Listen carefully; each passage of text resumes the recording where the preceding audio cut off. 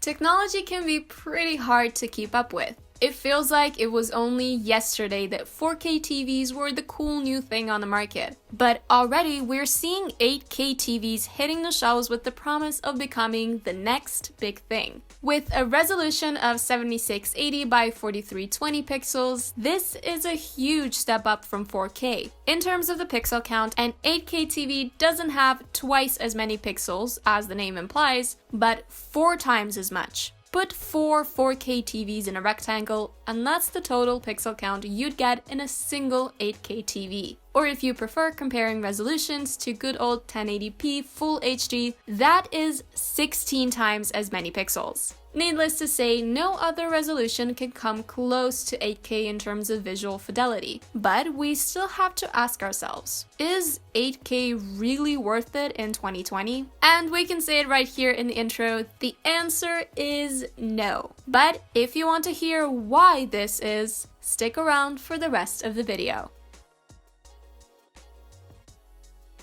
In all honesty, 4K TVs aren't as new as we may perceive them to be. Before 4K, there were many emerging technologies that all promised to be the next big thing. Remember 3D TVs? Yeah, neither do we. It felt like TV manufacturers were chasing one gimmick after another, so nothing really stuck in the eyes of the common consumer. That's why 4K TVs weren't even on our radars when they first debuted. And it took a while for them to separate themselves from all the janky technologies that came before it and truly hit the mainstream. But in its early days, the 4K technology suffered from the same issues that 8K is suffering from right now. And the way we see it, the biggest issue is the lack of content. Sure, you can buy an 8K TV right now, but chances are you're not going to be watching 8K content on that TV. There's just not a lot of 8K content floating around. Even if you could, you'd still need a stable internet connection of at least 50 megabytes per second. This alone would be enough to dissuade many people from getting an 8K, even if content for it were readily available.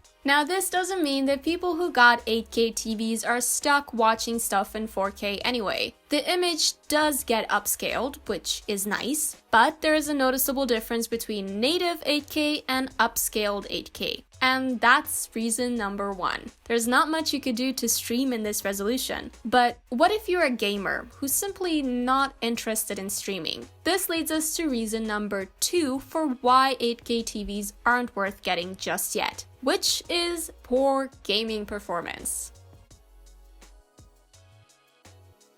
Just because 8K is officially out doesn't mean we've mastered the art of 4K, and nowhere is this as apparent as in gaming. Aside from the RTX 2080 Super and the RTX 2080 Ti, there are no gaming GPUs that can consistently maintain a stable 60 FPS at 4K in AAA games. Sure, the actual performance varies from game to game, but generally speaking, if you want to game at 60 FPS in 4K, you'll simply have to get one of these GPUs. And like we've said, 8K doesn't have double the pixel count of 4K, it has 4 times as many pixels. So you'd need a radically more powerful GPU to get games to run at 8K, which is simply impossible with any one GPU. The RTX 2080 Ti doesn't even reach a stable 30 FPS at 8K in AAA titles like Shadow of the Tomb Raider. Far from it. It averages 20 FPS. This is on ultra settings with anti-aliasing and motion blur turned off, in case you're wondering.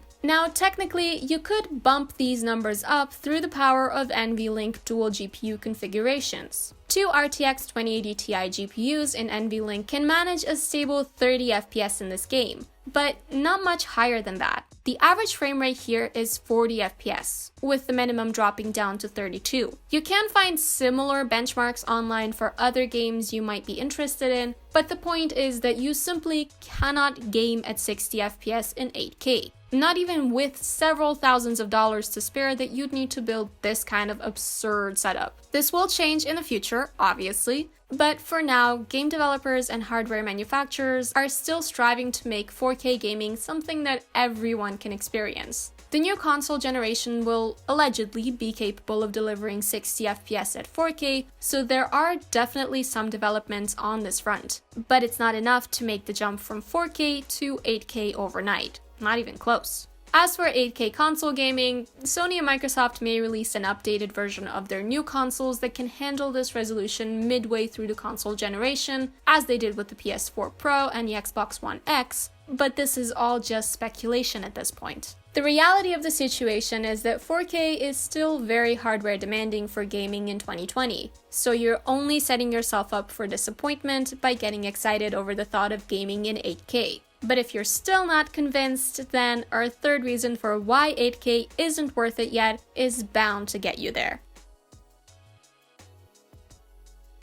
8K TVs are stupidly expensive. There's simply no other way to say it. If there were gaming hardware that could handle this resolution, or if 8K content was readily available for streaming, then we could somehow justify the price in the right circumstances. But as it stands, 8K TVs and monitors cost an arm and a leg without really netting you that much in exchange. We wanted to compare them to the RTX GPUs at the time of release, but that wouldn't be a fair comparison. Sure, you had to pay a hefty premium for real-time ray tracing, a feature you couldn't really use since there are no games that supported it at the time, but at the end of the day, you still got a GPU with immense processing power unlike anything that non-RTX GPUs could offer. On the other hand, an 8K TV nets you an upscaled image. That's basically it for the time being. And you'd have to pay at least $2,500 to get that. So if you're in the market for a new TV, get a 4K TV unless you already have one. Or you could even upgrade your 4K TV with a better one. A $300 model isn't going to be as good as a $1,000 model. We can tell you that much. The same goes for 4K monitors, only with the added requirement of having hardware that's powerful enough to support this.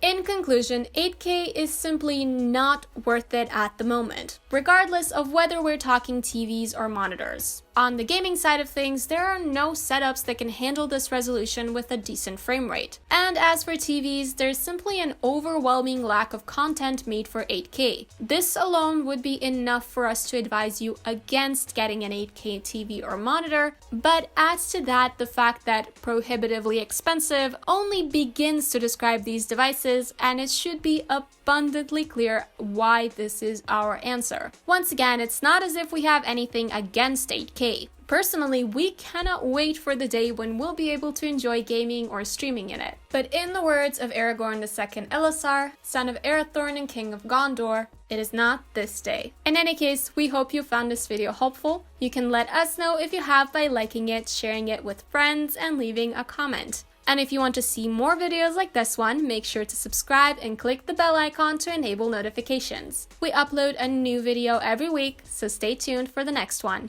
In the meantime, may your games be fun and your losses few. And as always, we'll see you next time on Gaming Scan.